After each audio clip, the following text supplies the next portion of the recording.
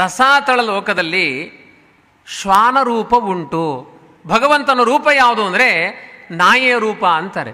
ಇದೇನ್ರಿ ನಾಯಿ ರೂಪ ಇದೆಯಾ ದೇವರಿಗೆ ಅಂದರೆ, ಆದ್ದರಿಂದ ನಾಯಿ ಸಾಕೋರಿಗೆ ಒಂದು ಸ್ಫೂರ್ತಿ. ನಾಯಿ ಸಾಕೋರಿಗೆ ಸ್ಫೂರ್ತಿ ಅಲ್ಲ, ನಾಯಿಗೂ ಅನ್ನ ಹಾಕೋರಿಗೆ ಸ್ಫೂರ್ತಿ ಅಷ್ಟೆ. ಆ ನಾಯಿಯ ರೂಪವನ್ನು ಧ್ಯಾನ ಮಾಡಬೇಕು ಅಂತ. ಇದೆಲ್ಲವೂ ಕೂಡ ಈ ಪ್ರಕ್ರಿಯೆ ಬೃಹದಾರಣ್ಯಕ ಉಪನಿಷತ್ತಿನಲ್ಲಿ ಇದೆ. ವಾಯುದೇವರ ಶ್ವಾನ ರೂಪಗಳು, ಭಗವಂತನ ಶ್ವಾನ ರೂಪಗಳು. ಈ ಶ್ವಾನ ಅನ್ನುವ ಪದ್ಧತಿ ಭಗವಂತನ ರೂಪಗಳಿದ್ದಾವೆ. ಈ ವೈಕುಂಠ ವರ್ಣನೆಯಲ್ಲಿ ವಾದಿರಾಜರು ಹೇಳ್ತಾರೆ, ವೈಕುಂಠ ಲೋಕದಲ್ಲಿಯೂ ಕೂಡ 2 ನಾಯಿಗಳಿದೆಯಂತೆ, ಶ್ಯಾಮ ಶಬಲ ಅಂತ. ಬಲಿಹರಣ ಮಾಡಬೇಕಾದ್ರೆ ದಿನ ಅವುಗಳಿಗೆ ಅನ್ನ ಹಾಕಬೇಕು, ಪ್ರತಿದಿನ ಗೋಗ್ರಾಸವನ್ನು ಕೊಡಬೇಕು, ನಾಯಿಗಳಿಗೂ ಅನ್ನ ಹಾಕಬೇಕು, ಆಮೇಲೆ ಬಾಯಿಗೆ ಹಾಕ್ಕೊಳ್ಬೇಕು. ಅದು ಯಾರಿಗೂ ಕೊಡದೆ ನಾವೇ ತಿಂದರೆ ನಾವೇ ನಾಯಿಗಳಾಗ್ತೇವೆ ಅಂತ ಅದಕ್ಕೆ ಉತ್ತರ ಇದೆ. ಹೀಗೆ ಆ ಭಗವಂತನ ಒಂದು ಶ್ವಾನ ಅನ್ನುವ ಬೃಹದಾರಣ್ಯಕದಲ್ಲಿ ಹೇಳುವ ಶ್ವೇತರೂಪದ ಒಂದು ಶ್ವಾನ ರೂಪ, ಅದನ್ನು ದೈತ್ಯರಿಗೆ ಧ್ಯಾನ ಮಾಡಲಿಕ್ಕೆ ಹೇಳಿದ್ದಾರಂತೆ. ಆದ್ದರಿಂದ ನಮಗೆಲ್ಲ ಎಷ್ಟು ಅಂದರೆ, ನೀವು ನಾಯಿನ ಧ್ಯಾನ ಮಾಡಬೇಡಿ, ವಿರಾಟ ರೂಪ ಧ್ಯಾನ ಮಾಡಿ. ನಾಯಿಯ ಭಗವಂತನ ರೂಪ ಧ್ಯಾನ ಮಾಡಲಿಕ್ಕೆ ಅಧಿಕಾರಿಗಳು ಯಾರು? ದೈತ್ಯರು ಅಂತ ಅರ್ಥ. ಆದ್ದರಿಂದ ನಾಯಿ ಸಾಕೋರು ಯಾರು? ಮತ್ತೆ ಅದನ್ನು ನೀವೇ ತಿಳ್ಕೊಳ್ಬೇಕು. ಸತತ ಧ್ಯಾನವ ಮಾಡಿರೋ ಪಾದಪೃಷ್ಠವನು. ಈ ರಸಾತಳ ಉತ್ಪತ್ತಿಯಾಗಿದ್ದು ಎಲ್ಲಿಂದ ಅಂದರೆ ಗುಲ್ಫದಿಂದ. ಪಾದದ ತಳದಿಂದ ಪಾತಾಳ ಉತ್ಪತ್ತಿ ಆಯಿತು. ಪಾದದ ಗುಲ್ಫ ಅಂದರೆ ಹಿಮ್ಮಡಿ ಅಂತ ಹೇಳ್ತೇವಲ್ಲ, ಹಿಮ್ಮಡಿಯಿಂದ ಉತ್ಪನ್ನವಾದದ್ದು ರಸಾತಳ ಅಂತ ಹೇಳಿ, ಇನ್ನು 3ನೆಯ ಲೋಕ ಪರಡು 2ರಲ್ಲಿ ತಜ್ಜನ್ಯ ತದಾಶ್ರಯ ಮೆರೆವ ಮಹಾತಳ ಲೋಕ ವಿಪ್ಪುದು ಅಲ್ಲಿ ಉರಗ ನಾಯಕರು ಬಹುಶಿರಸಾವುಳ್ಳ. ಪರಡು 2ರಲ್ಲಿ ಅಂದರೆ ಗುಲ್ಫದಿಂದ ಮೇಲ್ಭಾಗ, ಕಣಕಾಲು ಅಂತಾರೆ, ಮೊಣಕಾಲು ಕಣಕಾಲು ಅಂತ. ಅಲ್ಲಿಂದ ಉತ್ಪನ್ನವಾದದ್ದು ಮಹಾತಳ ಅನ್ನುವ ಲೋಕ. ಈಗ ಪಾತಾಳ ಆಯಿತು, ನೀವು ನೆನಪಿಟ್ಕೊಂಡಿರಬೇಕು. ಪಾತಾಳ ಆದಮೇಲೆ ರಸಾತಳ, ಮತ್ತು ಆಲಯ ಲೋಕದಲ್ಲಿ ಯಾರ್ಯಾರು ಅಂತಲೂ ಹೇಳ್ತಾ ಬರ್ತಿದ್ದಾರೆ ವಿಜಯದಾಸರು, ತುಂಬ ವಿವರವಾಗಿದೆ ಇದು. ಆಮೇಲೆ ರಸಾತಳ ಆದಮೇಲೆ ಮಹಾತಳ ಅಂತ. ಮಹಾತಳ ಲೋಕ ವಿಪ್ಪುದು. ಒಂದೊಂದು ಲೋಕವೂ ಕೂಡ 10,000 ಯೋಜನ ವ್ಯಾಪ್ತಿಯಲ್ಲಿ ಈ ಲೋಕಗಳಿದ್ದಾವೆ. 10,000 ಯೋಜನ ಅಂದರೆ ಇವತ್ತಿನ ಕಾಲದ ದೃಷ್ಟಿಯಿಂದ ಹೇಳುವುದಾದರೆ 1,00,000 ಕಿಲೋಮೀಟರ್ ವ್ಯಾಪ್ತಿ ಒಂದೊಂದು ಲೋಕಗಳ ವ್ಯಾಪ್ತಿ. ಒಂದೊಂದು ಲೋಕದಿಂದ ಒಂದೊಂದು ಲೋಕಗಳು ಕೂಡ 10,000 ಯೋಜನ ಅಂತರದಲ್ಲಿದ್ದಾವೆ ಆ ಲೋಕಗಳು. ಅಷ್ಟು ವಿಸ್ತಾರವಾದ ಲೋಕ ಮಹಾತಳ ಲೋಕ ವಿಪ್ಪುದು. ಇಲ್ಲಿ ಯಾರಿದ್ದಾರೆ ಅಂದರೆ, ಹಿಂದೇನು ಸರ್ಪಗಳು ಅಂತ ಹೇಳಿದ್ದೇವೆ, ಆ ಸರ್ಪಗಳಿಗೆಲ್ಲ ನಾಯಕರೇನಿದ್ದಾರೆ ಅವರೆಲ್ಲ ಈ ಮಹಾತಳ ಅನ್ನುವ ಲೋಕದಲ್ಲಿ ಇದ್ದಾರೆ. ಅಂದರೆ ತಕ್ಷಕ, ಕುಹಕ, ಕಾಳೀಯ ಅಲ್ಲಿ ಹೇಳಲಿಲ್ಲ ಕೆಲವರು. ಅಂದರೆ ಇದು ಒಂದು ರೀತಿ ಸರ್ಪಲೋಕವೇ. ಮಧ್ಯದಲ್ಲಿ ದೈತ್ಯರಿದ್ದಾರೆ, ಮೇಲೆ ಸರ್ಪಗಳಿದ್ದಾವೆ, ಕೆಳಗೆ ಸರ್ಪಗಳಿದ್ದಾವೆ ಅಂತ ಹೇಳಿದ್ದಾರೆ. ಆ ಕೆಳಗಡೆ ಲೋಕದಲ್ಲಿ ಪಾತಾಳ ಲೋಕದಲ್ಲಿ ಯಾವ ಸರ್ಪಗಳಿದ್ದಾವೆ ಆ ಸರ್ಪಗಳಿಗೆಲ್ಲ ನಾಯಕರಾದವರು ಈ ಮಹಾತಳ ಲೋಕದಲ್ಲಿ ಇದ್ದಾರೆ. ಅವರ ಹೆಸರುಗಳನ್ನು ಹೇಳಿದ್ದಾರೆ. ತಕ್ಷಕ, ಅದನ್ನು ಬರೀ ತಕ್ಷಕ ಅಂತ ಹೇಳಿಲ್ಲ, ಕುಹಕ ತಕ್ಷಕ, ಮೋಸ ಮಾಡುವ ತಕ್ಷಕ ಅಂತ ಕುಹಕ ತಕ್ಷಕ, ಕಾಳೀಯ, ಸುಷೇಣ, ಕ್ರೋಧವಶವಾದ 100 ಸರ್ಪಗಳು. ಯಾಕಲ್ಲಿ ವಾಸ ಮಾಡ್ತಾ ಇದ್ದಾರೆ ಸರ್ಪಗಳು? ಅಲ್ಲೇ ವಾಸ ಮಾಡ್ಬೋದಾಗಿತ್ತಲ್ಲ ಅಂದರೆ, ವಾಸ್ತವಿಕವಾಗಿ ಈ ಸರ್ಪಗಳಿಗೆ ರೆಕ್ಕೆ ಇದೆಯಂತೆ, ಅವು ಮೇಲೂ ವಾಸ ಮಾಡ್ಬೋದಂತೆ. ಕೆಲವು ಸರ್ಪಗಳಿಗೆ ರೆಕ್ಕೆ ಇದೆ ನೋಡಿ, ಕೆಲವು ಸರ್ಪಗಳಿಗೆ. ನಮಗೆ ರೆಕ್ಕೆ ಗಿಕ್ಕೆ ಇದ್ರೆ ನಮ್ಮದು ಕಥೆ ಏನ್ರಿ? ಈಗ ರೆಕ್ಕೆ ಇಲ್ದೇ ಇರೋ ಸರ್ಪಗಳು ನೋಡಿದ್ರೆ ಇಷ್ಟೊಂದು ಭಯ ಇದೆ, ಹಾರ್ಕೊಂಡು ಬಂದು ಇಲ್ಲೂ ಒಂದು ಪಕ್ಕದಲ್ಲಿ ಬಂದು ಕೂತ್ಕೊಳ್ಳೋ ಹಾಗಾಗಿದ್ರೆ ಕಥೆ ಏನು? ರೆಕ್ಕೆ ಇರುವ ಸರ್ಪಗಳು ನೋಡಿ ವ್ಯತ್ಯಾಸ ಹೇಳ್ತಾರೆ. ಪಾತಾಳ ಲೋಕದಲ್ಲಿರುವ ಸರ್ಪಗಳಿಗೆ ರೆಕ್ಕೆ ಇಲ್ಲ, ಈ ಮಹಾತಳ ಲೋಕದಲ್ಲಿರುವಂತಹ ಸರ್ಪಗಳಿಗೆ ರೆಕ್ಕೆ ಇದೆ. ಆ ರೆಕ್ಕೆ ಇರುವ ಸರ್ಪಗಳು ಇಲ್ಲಿ ಯಾಕಿದೆ ಅಂದರೆ ಗರುಡನ ಭೀತಿಯಿಂದ. ಗರುಡ ಬಂದು ನಮ್ಮನ್ನು ತಿನ್ಬಿಡ್ತಾನೆ ಎನ್ನುವ ಭಯದಿಂದ ಅಲ್ಲಿ ವಾಸ ಮಾಡಿಕೊಂಡಿದ್ದಾವಂತೆ. ಅಂದರೆ ಆ ಗರುಡನ ಭಯ ಒಂದು ವೇಳೆ ಈ ಸರ್ಪಗಳಿಗೆ ಇರಲಿಲ್ಲ ಅಂದರೆ ಅವುಗಳ ಭಯ ನಮಗೆ ಆರಂಭ ಆಗ್ತಾ ಇತ್ತು. ಆದ್ರಿಂದ ಭಗವಂತ ಅವುಗಳ ಹೃದಯದಲ್ಲಿ ಒಂದು ಭಯವನ್ನಿಟ್ಟು ಅಲ್ಲೇ ಕೂಡು ಹಾಗೆ ಮಾಡಿದ್ದಾನೆ. ಈ ಭಯದಿಂದ ಭಗವಂತ ಜಗತ್ತನ್ನು ನಿಯಮನ ಮಾಡುವ ಪರಿ ಇದು. ಹಾಗಾಗಿ ಆ ಜಾಗ ಬಿಟ್ಟು ಈಚೆ ಬರಲ್ಲ ಅದು. ನೋಡಿ, ಈ ಭೀತಿಯಿಂದಲೇ ಜಗತ್ತನ್ನು ಕಂಟ್ರೋಲ್ ಮಾಡ್ತಾನೆ. ಕ್ರೂರವಾದ ಮೃಗಗಳು ಯಾವುದು, ಸಿಂಹ, ಆಮೇಲೆ ಹುಲಿ, ಇವುಗಳೆಲ್ಲ ಕಾಡಿನಲ್ಲೇ ಇರುತ್ತೆ.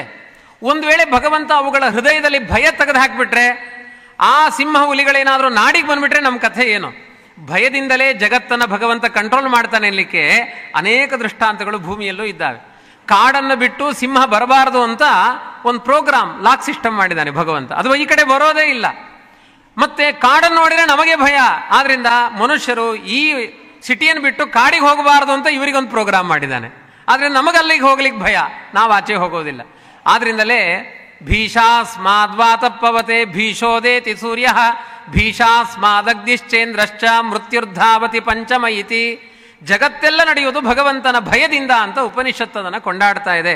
ಹಾಗೆ ಗರುಡನ ಭಯದಿಂದ ಸತಿ ಸುತರೊಡನೆ ಸಂಚರಿಸುತ್ತಿಪ್ಪರು. ತುಂಬ ಎಂಜಾಯ್ ಮಾಡಿಕೊಂಡು ಅಲ್ಲೇ ಇದ್ದಾರಂತವ್ರು. ಮಹಾತಳ ಲೋಕದಲ್ಲಿ ಅವರು ಹೆಂಡತಿ ಮಕ್ಕಳು ಎಲ್ಲರ ಜೊತೆಗೆ ಸೇರಿಕೊಂಡು ಪರಿವಾರದವರ ಜೊತೆಗೆ ತುಂಬ ಸುಖವಾಗಿ ಅಲ್ಲಿ ಚಿಂತನೆ ಮಾಡ್ತಾ ಇದ್ದಾರೆ. ಇದನ್ನು ಗುಲ್ಫದ್ವಯದಲ್ಲಿ, ಗುಲ್ಫಗಳ ಮೇಲ್ಭಾಗದಲ್ಲಿ ಆ ಚಿಂತನೆ ಮಾಡಿ ಈ ಮಹಾತಳ ಅನ್ನುವ ಲೋಕವನ್ನು, ಇಲ್ಲಿಗೆ 3 ಲೋಕ ಆಯಿತು. ಪಾತಾಳ, ರಸಾತಳ, ಮಹಾತಳ. ತಳಾತಳ ಲೋಕ ಗುಣಿಸು ತಳಾತಳೋದ್ಭವ ಕ್ರಮಾಲ ವೃತ್ತ ಪಾವನ ವರಜಂಗೆ ದ್ವಯ ತದಾಶ್ರಯವೆನ್ನು. ಜಂಗಾ ಪ್ರದೇಶ ಅಂತ, ಜಂಘೆ ಅಂದರೆ ಈ ಮೊಣಕಾಲಿನ ಕೆಳಗಡೆ ಇರುವಂತಹ ಮೀನಖಂಡ ಅಂತ ಏನು ಹೇಳ್ತೇವೆ, ಆ ಮೀನಖಂಡವನ್ನು ಜಂಗೆ ಅಂತ ಕರೀತಾರೆ. ಅದನ್ನು ತಳಾತಳ ಲೋಕಕ್ಕೆ ಆಶ್ರಯ ಅಂತ ಚಿಂತನೆ ಮಾಡು. ಇದು 4ನೆಯ ಲೋಕ, ತಳಾತಳ ಲೋಕ. ಧನುಜ ಕುಲದ ಬಡಿಗ ಮಯನೆಂಬುವನು, ದೈತ್ಯರ ಕುಲದ ಶಿಲ್ಪಿ. ಬಡಿಗ ಅಂದರೆ ಅವರಿಗೆಲ್ಲ ಬೇಕಾದ ಕಾರ್ಪೊರೇಟರ್, ಎಲ್ಲ ಕೆಲಸ ಮಾಡುವ, ಮರದ ಕೆಲಸ ಮಾಡುವವನು. ಮಯಾಸುರ ಅನ್ನುವನು ಈ ತಳಾತಳ ಲೋಕಕ್ಕೆ ನಿಯಾಮಕನಾಗಿದ್ದಾನೆ. ನಿಪುಣದಿಂದ ತಾನೇ ಮಾಡಿದ ತ್ರಿಪುರವ ಅನಲಾಕ್ಷಣ ಚಕ್ರದಿಂದ ಅಂದು ನಾಶನವಾಗಿ ಹೋದ ಮೇಲೆ ಹರಿಪ್ರಸಾದ ಘನವಾಗಿ ಸಂಪಾದಿಸಿ ಮಹದೇವನಿಂದ ರಕ್ಷಣೆಯಾಗಿ ಸುಖಿಸುತ್ತಿಪ್ಪ ಪ್ರಬಲನಾಗಿ. ಭಗವಂತ ತ್ರಿಪುರಾಸುರರನ್ನು ಸಂಹಾರ ಮಾಡಲಿಕ್ಕೆ ಒಂದು ಚಕ್ರವನ್ನು ಉಪಯೋಗಿಸಿಕೊಂಡ.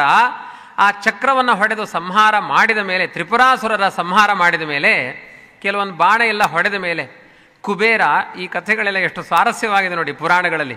ಕುಬೇರ ಎಲ್ಲಿ ಯುದ್ಧ ಮಾಡ್ಲಿಕ್ಕೆ ಬರ್ತಾ ಇದ್ದ, ಅಲ್ಲಿ ತುಂಬ ಜನ ಓಡ್ಕೊಂಡು ಬರ್ತಾ ಇದ್ರಂತೆ.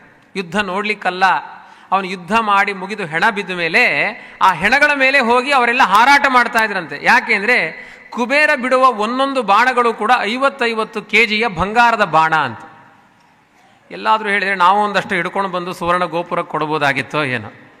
ಆದ್ದರಿಂದ ಅಲ್ಲಿ ಹೋಗಿ ಅಟ್ಯಾಕ್ ಮಾಡ್ತಾರೆ, ಅಲ್ಲಿ ಹೆಣಗಳ ಮೇಲೆ ಬಿದ್ದ ಬಾಣವನ್ನು ಕಿತ್ಕೊಂಡು ಬರ್ತಾರಂತೆ.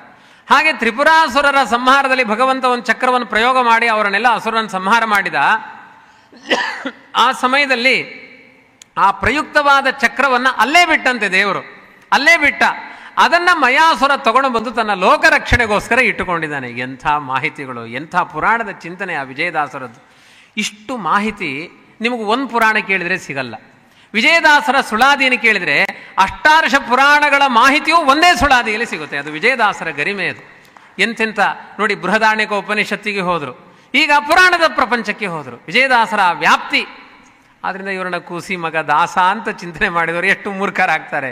ಅವರಲ್ಲಿ ಎಂಥ ಸರ್ವಜ್ಞತ್ವ ಇತ್ತು ಆ ವಿಜಯದಾಸರಲ್ಲಿ. ಅಂಥ ಅದ್ಭುತವಾದ ಚಿಂತನೆಯನ್ನು ಕೊಟ್ಟು, ಆದ್ದರಿಂದ ಮಯಾಸುರನಿಗೆ ಯಾರ ಭಯ ಇಲ್ಲಂತೆ. ಮಯಾಸುರನಿಗೆ ಯಾರ ಭಯ ಯಾಕಿಲ್ಲ ಅಂದರೆ ಚಕ್ರ ಇದೆ, ಸುದರ್ಶನ ಚಕ್ರ ಇದೆ. ಇದರ ತಾತ್ಪರ್ಯ ಅರ್ಥ ಏನು ಅಂದರೆ, ಯಾರ್ಯಾರ ಹತ್ರ ಸುದರ್ಶನ ಚಕ್ರ ಇರುತ್ತೆ ಅವ್ರಿಗೆ ಯಾರಿಗೂ ಭಯ ಇಲ್ಲ. ಅದು ನಾಡಿದ್ದು ತಪ್ತ ಮುದ್ರಾಧಾರಣೆ ಇದೆ, ಉತ್ಥಾನ ದ್ವಾದಶಿ, ಹಿಂದಿನ ದಿನ ಏಕಾದಶಿ. ಸುದರ್ಶನ ಚಕ್ರ ಹಾಕಿಸಿಕೊಳ್ಳಿ, ಭಯ ಇಲ್ಲ, ಸ್ಫೂರ್ತಿ ತುಂಬುವಂತಹ ಮಾತು. ನೆನೆಸು ತಾತಾಳ ಜಂಗೆ ದ್ವಯದಲ್ಲಿ. ಆದ್ದರಿಂದ ನಿನಗೆ ಭಗವಂತನ ಯಾವುದಾದ್ರೂ ಒಂದು ಅವಯವ ನೋಡಿದರೂ ಸಾಕು. ಹಿಂದೆಲ್ಲ ಪಿಕ್ಚರಲ್ಲಿ ಒಂದು ರಾಜ್ಕುಮಾರ್ ಪಿಕ್ಚರ್ ಅಂದರೆ ಬರೀ ಮೊದಲು ಕಾಲು ಮಾತ್ರ ತೋರಿಸೋದು, ಯಾರಿಗಾದರೂ ಖುಷಿ ಆಗುತ್ತಾ? ವಿಜಯದಾಸರು ಹೇಳ್ತಾರೆ, ಈ ವಿರಾಟ್ ಮೂರ್ತಿಯಲ್ಲಿ ಯಾವುದಾದ್ರೂ ಒಂದು ಅವಯವ ನೋಡಿದರೂ ಸಾಕು, ನೀನು ಲಕ್ಕಿ ಮ್ಯಾನ್, ನಿನ್ನ ಪೂರ್ಣತೆ ಇದೆ ಎಂದು. ಒಂದೊಂದು ಅವಯವ ನೋಡಿದಾಗ ಪೂರ್ಣತೆ ಇರೋದು ಭಗವಂತನ ಅವಯವಗಳಲ್ಲಿ ಮಾತ್ರ. ಯಾಕೆಂದರೆ ಶ್ರುತಿ ಹೇಳ್ತಾ ಇದೆ, ವಿಜಯದಾಸರು ಹೇಳ್ತಾರೆ, ನೇಹನಾನಾಸ್ತಿ ಕಿಂಚನ. ಅವನು ಕಾಲು ನೋಡಿದ್ರೂ ಮುಖ ನೋಡಿದ ಪುಣ್ಯ ಇದೆ, ಮುಖ ನೋಡಿದ್ರೂ ಕಾಲು ನೋಡಿದ ಪುಣ್ಯ ಇದೆ. ಆದ್ರಿಂದ ಕೃಷ್ಣ ರೂಪದಲ್ಲಿ ಭಗವಂತ ಏನು ಮಾಡಿದ್ದಾನೆ ಹೇಳಿ, ಕಾಲು ಬೆರಳನ್ನು ತೆಗೆದು ಬಾಯಲ್ಲಿ ಇಟ್ಕೊಂಡಿದ್ದಾನೆ. ಅಂದ್ರೆ ಏನು, ನನ್ನ ಯಾವುದಕ್ಕೂ ಭೇದ ಇಲ್ಲ. ಬಾಯಿ ಎಷ್ಟು ಮಡಿಯೋ ಕಾಲೂ ಅಷ್ಟೇ ಮಡಿ. ಇನ್ನೀವ್ಯಾರು ಆ ಸಾಹಸ ಮಾಡ್ಲಿಕ್ಕೆ ಹೋಗಬೇಡಿ, ರೋಗ ಬರುತ್ತೆ. ಅದು ಭಗವಂತನಿಗೆ ಸೀಮಿತವಾದದ್ದು.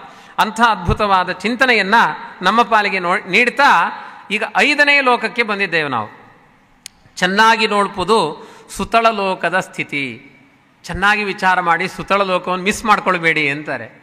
ಇದೇ ಕ್ರಮದಲ್ಲಿ ಭಾಗವತಲ್ಲೂ ಹೇಳ್ಕೊಂಡು ಹೋಗಿದ್ದಾರೆ. ಮತ್ತೆ ಅದನ್ನು ನಾನು ಪೂರ್ಣ ಸಮನ್ವಯ ಮಾಡ್ಲಿಕ್ಕೆ ಹೋದರೆ 10 ದಾಟಿ ಬಿಡುತ್ತೆ. ಅದು ನಂದು 14 ಇದೆ ನನ್ನ ಪಾಲಿಗೆ.